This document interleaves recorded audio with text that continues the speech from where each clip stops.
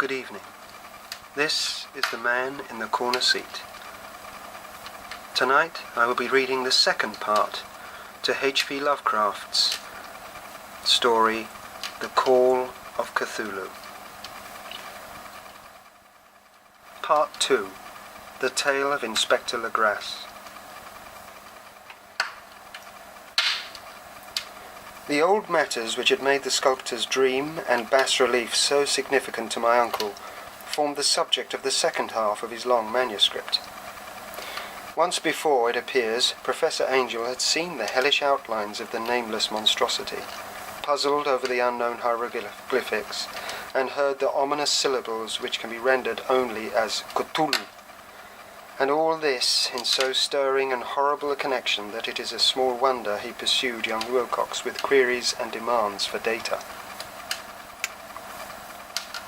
This earlier experience had come in 1908, 17 years before, when the American Archaeological Society held its annual meeting in St. Louis. Professor Angel, as befitted one of his authority and attainments, had had a prominent part in all its deliberations, and was one of the first to be approached by the several outsiders who took advantage of the convocation to offer questions for correct answering and problems for expert solution. The chief of these outsiders, and in a short time the focus of interest for the entire meeting, was a commonplace-looking middle-aged man who had travelled all the way from New Orleans for certain special information unobtainable from any local source. His name was John Raymond Legrasse, and he was, by profession, an inspector of police. With him he bore the subject of his visit, a grotesque, repulsive, and apparently very ancient stone statuette, whose origin he was at a loss to determine. It must not be fancied that Inspector Legrasse had the least interest in archaeology. On the contrary, his wish for enlightenment was prompted by purely professional considerations. The statuette, idol, fetish, or whatever it was, had been captured some months before in the wooden swamps south of New Orleans, during a raid on a supposed voodoo meeting, and so singular and hideous were the rites connected with it, that the police could not but realize that they had stumbled on a dark cult totally unknown to them, and infinitely more diabolic than even the blackest of the African voodoo circles. Of its origin, apart from the erratic and unbelievable tales extorted from the captured members, absolutely nothing was to be discovered. Hence the anxiety of the police for any antiquarian lore which might help them to place the frightful symbol, and through it track down the cult to its fountainhead. Inspector Legrasse was scarcely prepared for the sensation which his offering created. One sight of the thing had been enough to throw the assembled men of science into a state of tense excitement, and they lost no time in crowding around him to gaze at the diminutive figure whose utter strangeness and air of genuinely abysmal antiquity hinted so potently at unopened and archaic vistas. No recognized school of sculptor had animated this terrible object, yet centuries and even thousands of years seemed recorded in its dim and greenish surface of unplaceable stone. The figure, which was finally passed slowly from man to man for close and careful study, was between 7 and 8 inches in height, and of exquisitely artistic workmanship. It represented a monster of vaguely arthropoid outline, but with an octopus-like head, whose face was a mass of feelers, a scaly, rubbery-looking body, prodigious claws on hind and forefeet, and long, narrow wings behind. This thing, which seemed instinct with a fearsome and unnatural malignancy, was of a somewhat bloated corpulence, and squatted evilly on a rectangular block or pedestal covered with the undecipherable characters. The tips of the wings touched the back edge of the block, the seat occupied the centre, whilst the long curved claws of the doubled-up crouching hind legs gripped the front edge and extended a quarter of the way down towards the bottom of the pedestal. The cephalopod head was bent forward, so that the ends of the facial feelers brushed the backs of huge forepaws which clasped the croucher's elevated knees.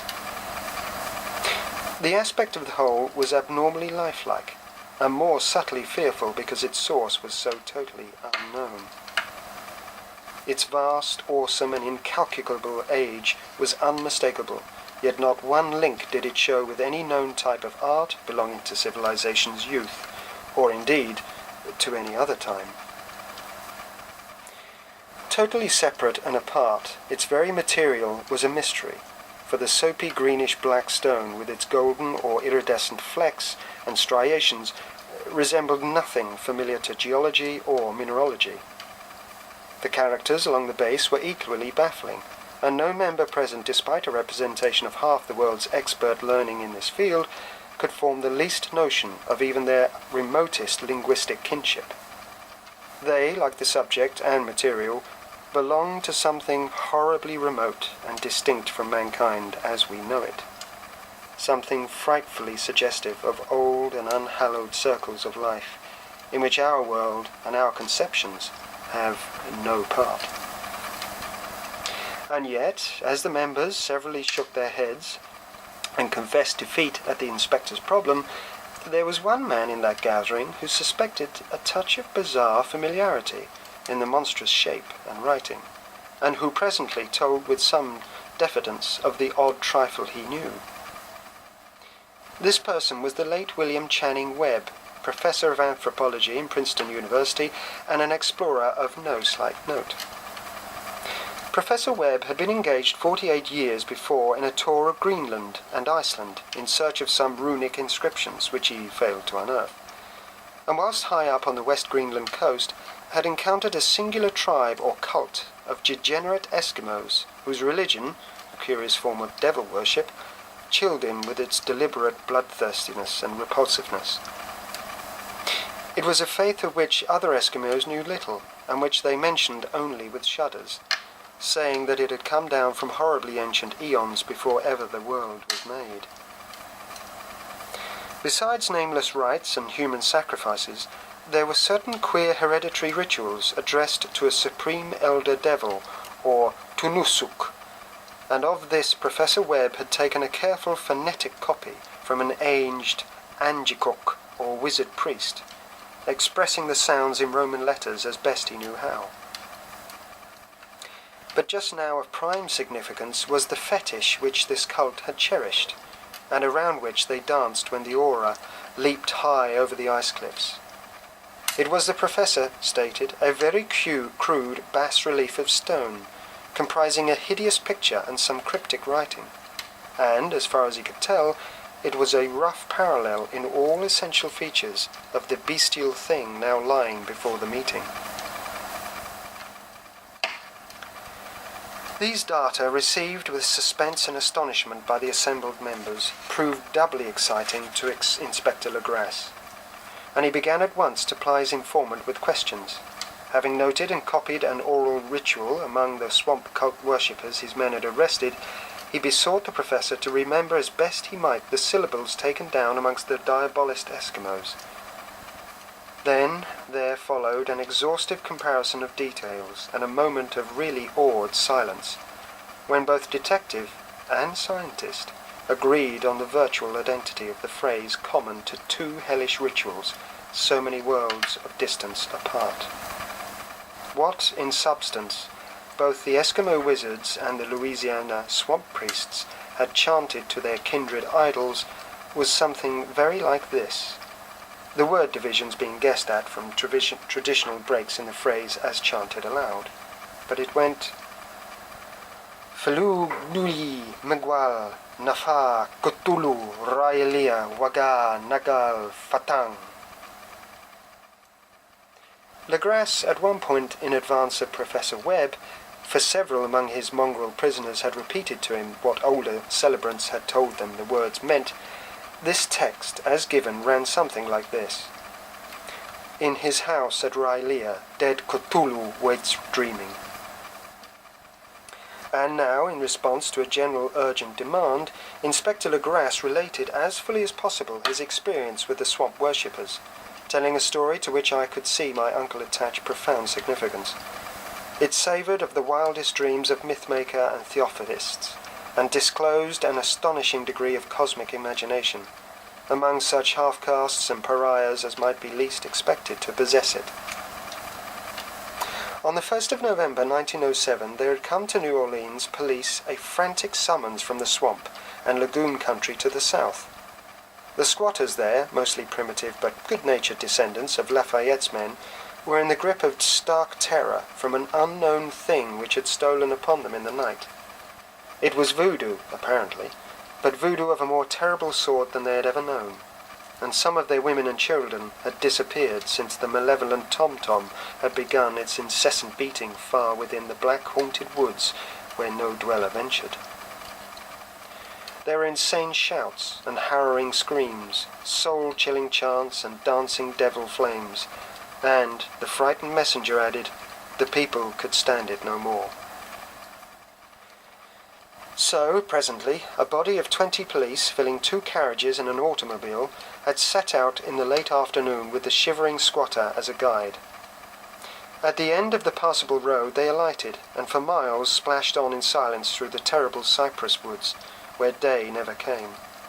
Ugly roots and malignant hanging nooses of Spanish moss beset them, and now and then a pile of dank stones or fragments of a rotting wall, intensified by its hint of morbid habitation, a depression which every malformed tree and every fungus islet combined to create. At least the squatter settlement, a miserable huddle of huts, hove in sight, and hysterical dwellers ran out to cluster around the group of bobbing lanterns.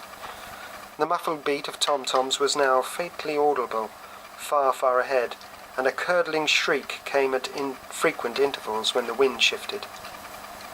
The reddish glare, too, seemed to filter through the pale undergrowth beyond endless avenues of forest night.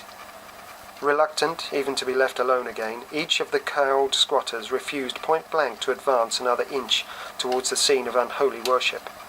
So Inspector Legrasse and his 19 colleagues plunged on unguided into black arcades of horror that none of them had ever trod before.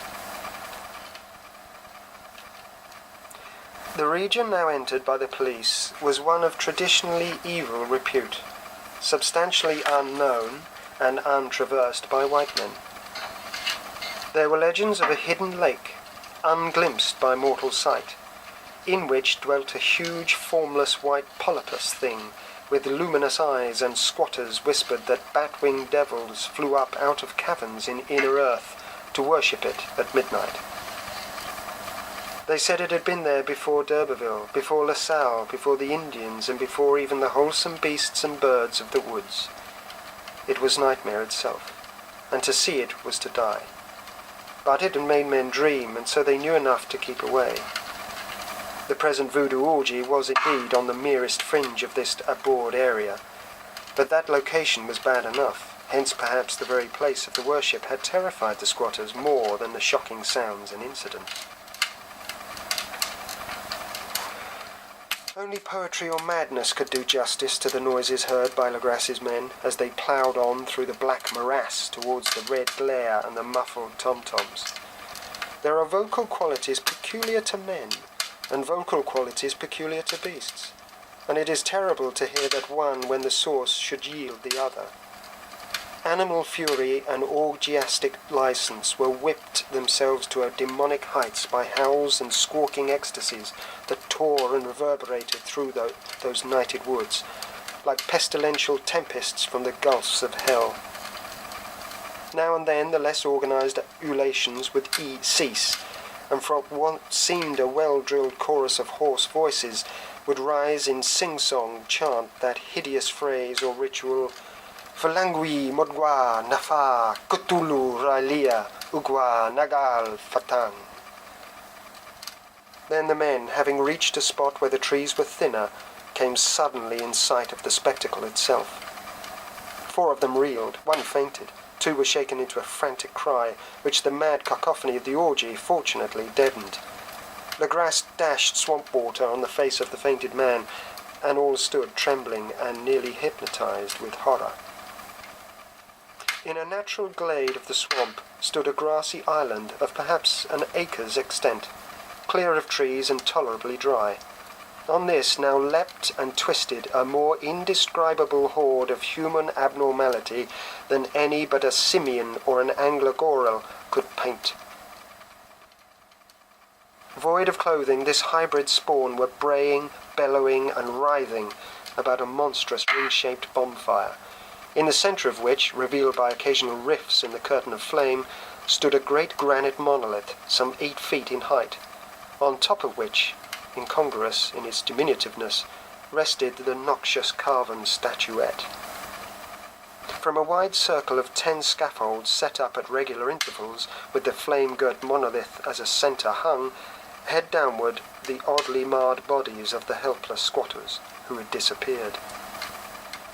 It was inside this circle that the ring of worshippers jumped and roared, and general direction of the mass motion being from left to right, in endless bacchanal between the ring of bodies and the ring of fire. It may have only been imagination, and it may have only echoes which induced one of the men, an excitable Spaniard, to fancy he heard antiphonal responses to the ritual from far and in unilluminated spot deeper within the wood of ancient legendary and horror. This man, Joseph D. Galvez, I later met and questioned, and he proved distractingly imaginative. He indeed went so far as to hint of the faint beating of great wings, and of a glimpse of shining eyes and mountainous white bulk beyond the remotest trees. But I suppose he had been hearing too much native superstition. Actually, the horrified pause of the men was of comparatively brief duration. Duty came first, and although there must have been nearly 100 mongrel celebrants in the throng, the police relied on their firearms and plunged determinedly into the nauseous rout. For 5 minutes, the resultant din and chaos were beyond description. Wild blows were struck, shots were fired, and escapees were made. But in the end, Legras was able to count some 47 sullen prisoners, whom he forced to dress in haste and fall into line between 2 rows of policemen. 5 of the worshippers lay dead, and 2 severely wounded. The image on the monolith, of course, was carefully removed and carried back by Legras. Examined at headquarters after a trip of intense strain and weariness, the prisoners all proved to be men of a very low, mixed-blooded and mentally abhorrent type. Most were seamen, and a sprinkling of Negroes and mulattoes, largely West Indians or Brava Portuguese, from the Cape Verde Islands, gave a colouring of voodooism to the heterogeneous cult. But before many questions were asked, it became manifest that something far deeper and older than Negro fetishism was involved. Degraded and ignorant as they were, the creatures held with surprising consistency to the central idea of their loathsome faith. They worshipped, so they said, the great old ones, who lived ages before there were any men, and who came to the young world out of the sky. These old ones were gone now, inside the earth and under the sea, but their dead bodies had told their secrets in dreams to the first man, who formed a cult which he had never died. This was that cult, and the prisoners said it had always existed and always would exist, hidden in distant wastes and dark places all over the world, until the time when the great priest Cthulhu, from his dark house in the mighty city of Rylea, under the waters, should rise and bring the earth again beneath his sway. Some day he would call when the stars were ready, and the secret cult would always be waiting to liberate him. Meanwhile, no more must be told.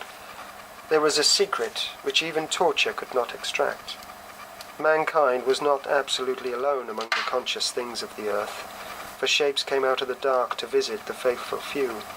But these were not the great old ones. No man had ever seen the old ones. The carven idol was of great Cthulhu, but none might say whether or not the others were precisely like him. No one could read the old writing now, but things were told by word of mouth. The chanted ritual was not the secret. That was never spoken aloud, and only whispered. The chant meant only this: in his house at Rylea, dead Cthulhu waits dreaming. Only 2 of the prisoners were found sane enough to be hanged, and the rest were committed to various institutions. All denied a part in the ritual murders, and averred that the killing had been done by black-winged ones which had come to them from their immemorial meeting place in the haunted wood.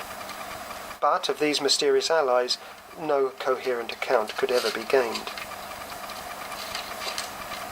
What the police did extract came mainly from an immensely aged mezzisto named Castro, who claimed to have sailed to strange ports and talked with undying leaders of the cult in the mountains of China. Old Castro remembered bits of hideous legend that paled the speculations of theosophists and made man and the world seem recent and transient indeed. There had been eons when other things ruled on the earth, and they had had great cities. Remains of them, he said, the deathless Chinaman had told him, were still to be found as cyclopean stones on islands in the Pacific. They all died vast epochs of time before man came, but there were arts which could revive them when the stars had come round again to the right positions in the cycle of eternity. They had indeed come themselves from the stars and brought their images with them. These great old ones, Castro continued, were not composed altogether of flesh and blood. They had shape, for did not this star-fashioned image prove it? But that shape was not made of matter. When the stars were right, they would plunge from world to world through the sky, but when the stars were wrong, they could not live. But although they no longer lived, they would never really die. They all lay in stone houses in their great city of Rylea, preserved by the spells of mighty Cthulhu for a glorious resurrection when the stars and the earth might once more be ready for them. But at that time some force from outside must serve to liberate their bodies. The spells that preserved them intact likewise prevented them from making an initial move, and they could only lie awake in the dark and think whilst uncounted millions of years rolled by. They knew all that was occurring in the universe, for their mode of speech was transmitted thought. Even now they talked in their tombs, when after infinities of chaos the first men came. The great old ones spoke to the sensitive among them by moulding their dreams, for only thus could their language reach fleshy minds of mammals. Then, whispered Castro, those first men formed the cult around small idols which the great ones showed them. Idols brought in dim eras of dark stars. That cult would never die till the stars came right again, and the secret priests would take great Cthulhu from his tomb to revive his subjects and resume his rule of earth. The time would be easy to know, for then mankind would have become as the great old ones, free and wild and beyond good and evil, with laws and morals thrown aside, and all men shouting and killing and revelling in joy. Then the liberated old ones would teach them new ways to shout and kill and revel and enjoy themselves, and all the earth would flame with a holocaust of ecstasy and freedom. Meanwhile, the cult, by appropriate rites, must keep alive the memory of those ancient ways and shadow forth the prophecy of their return. In the elder time, chosen men had talked with the unentombed old ones in dreams, but then something had happened.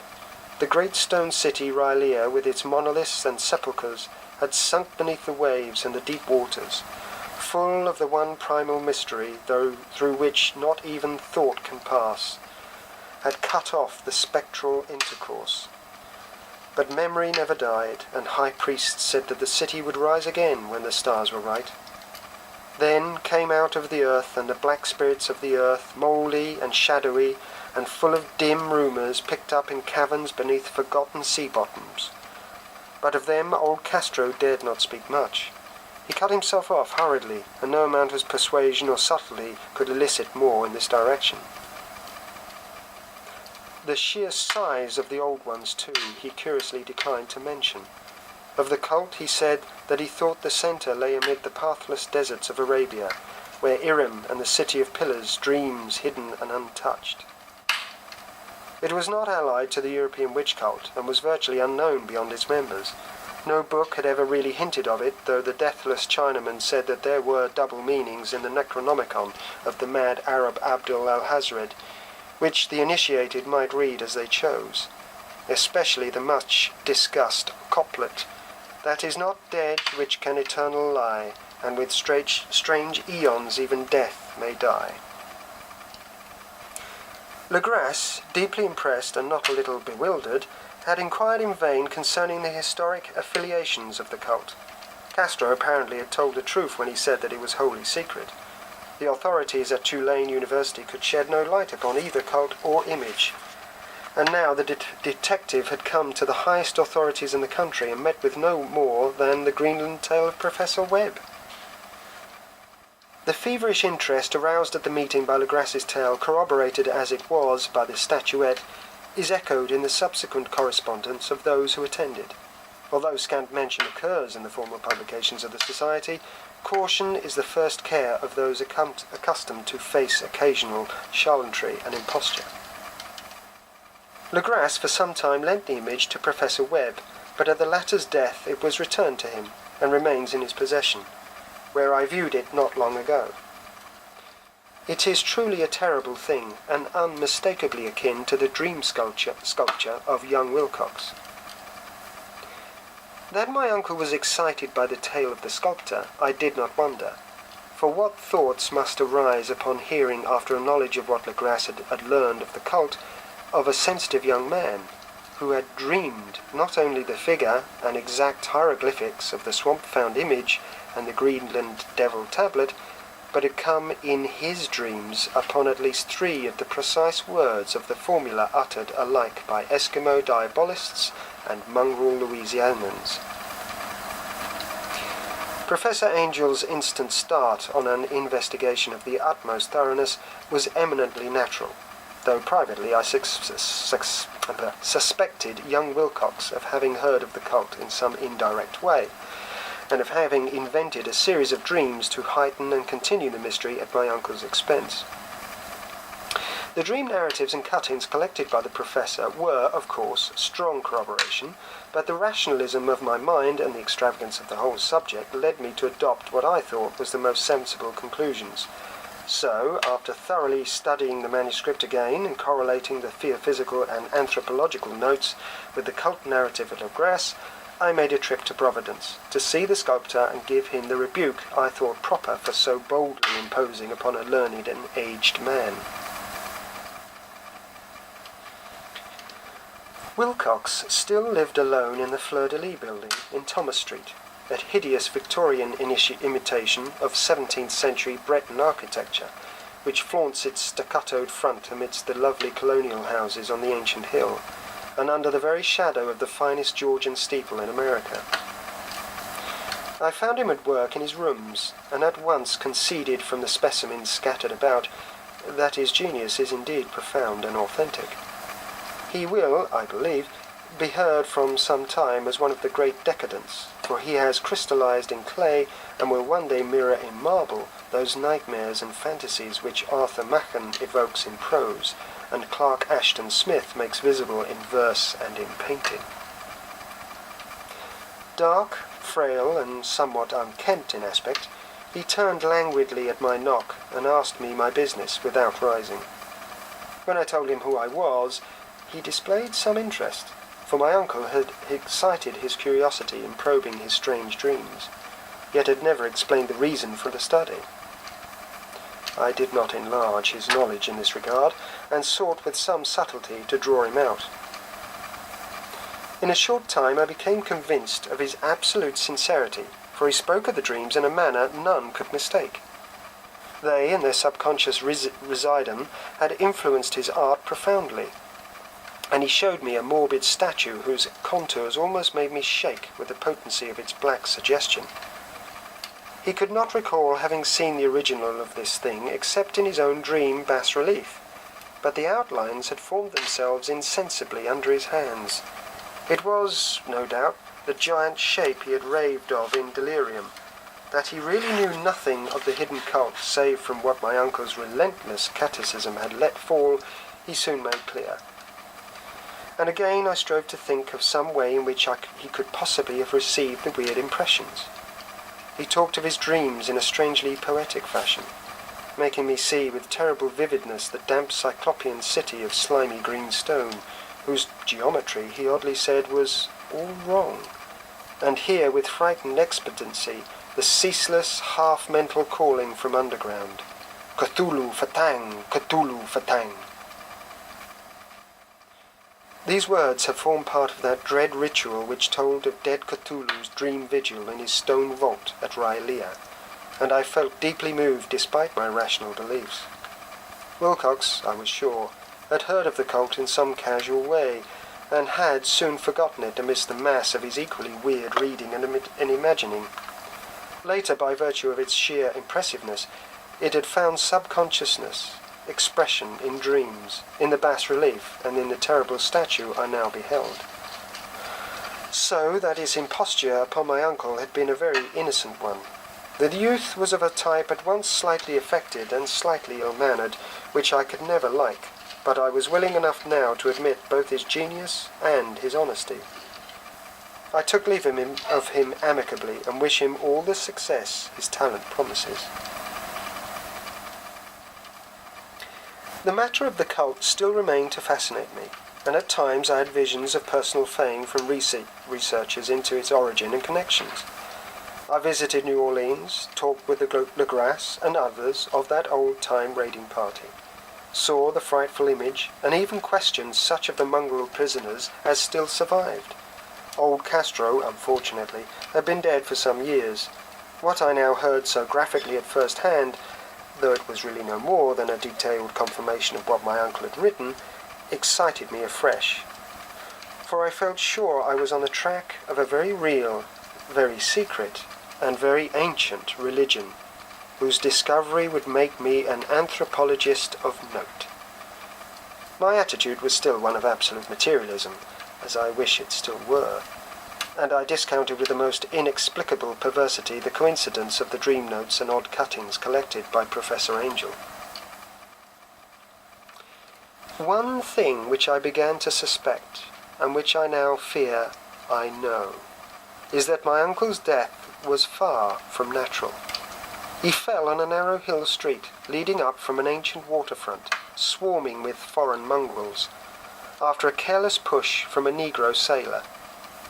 I did not forget the mixed blood and marine pursuits of the cult members in Louisiana, and would not be surprised to learn of secret methods and poisoned needles as ruthless and as anciently known as the cryptic rites and beliefs.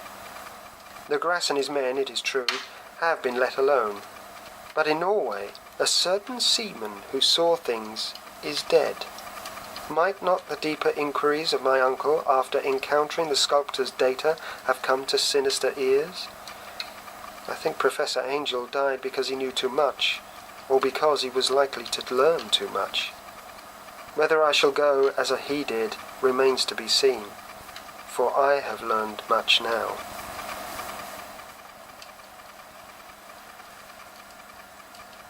This is the man in the corner seat, saying thank you for listening, and please stay tuned for the third part in H.P. Lovecraft's The Call of Cthulhu. Good night. Till the next time.